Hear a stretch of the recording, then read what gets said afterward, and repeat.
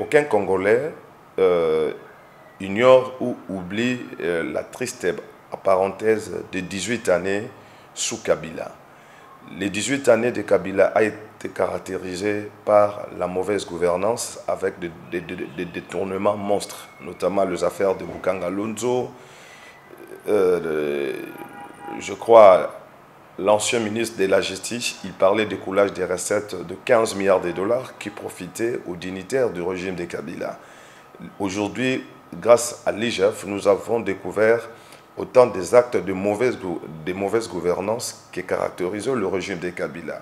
Et c'est de parler de la démocratie, les Congolais ont été tués, assassinés, la presse muselée, d'autres jetés dans des eaux parce qu'ils avaient une opinion différente à celle de Kabila. Je cite les cas de Rossi Mukendi, de Thérèse Kapangala, de Floribert Chebeya, etc.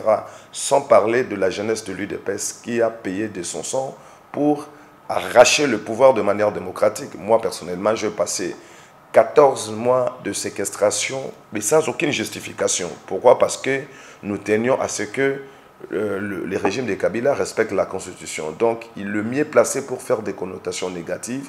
Ce n'est pas un modèle, mais aussi, là où il a franchi la ligne rouge, c'est porter les revendications d'un mouvement à essence terroriste qui est le M23. Défendre l'attitude belliqueuse du Rwanda qui pille systématiquement nos minéraux est une haute trahison qu'il ne va jamais pardonner. Nous saluons le sacrifice que consentent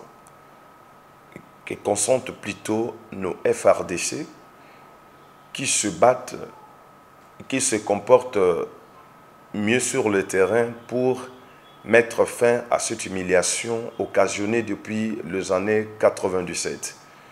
Au chef de l'État,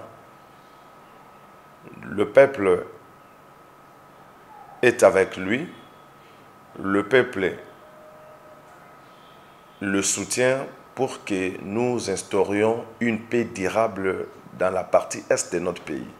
Mais aussi, nous l'encourageons effectivement à signer les accords avec les États-Unis d'Amérique dans le but de faire profiter aux Congolais nos richesses, mais aussi de rétablir la sécurité dans la partie orientale de notre pays qui est sous occupation de forces négatives terroristes du M23 AFC, soutenues effectivement par l'État voyou du Rwanda, qui est le principal pays qui pille systématiquement nos richesses.